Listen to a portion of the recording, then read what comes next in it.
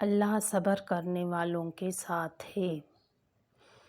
صبر آخر اتنا مشکل کیوں ہوتا ہے؟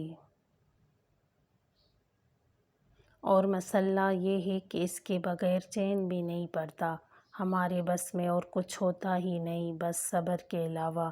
اب زندگی کو پرکھنا شروع کریں تو معلوم ہوتا ہے کہ یہ تو صبر کے علاوہ کچھ بھی نہیں۔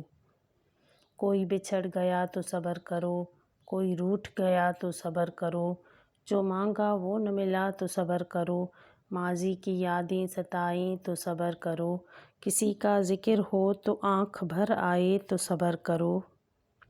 مگر صبر آتا تب ہے جب انسان اللہ کے فیصلوں میں راضی رہنا اور خوش رہنا سیکھ لیتا ہے، اور پھر ہر سوال کا جواب اللہ دیتا ہے۔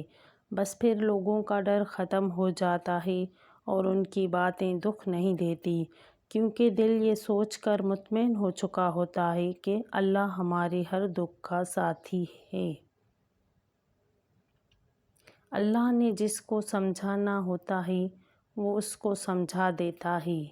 اللہ کی ذات ہی تو ہے جو ہمیں صبر کرنا سکھاتی ہے۔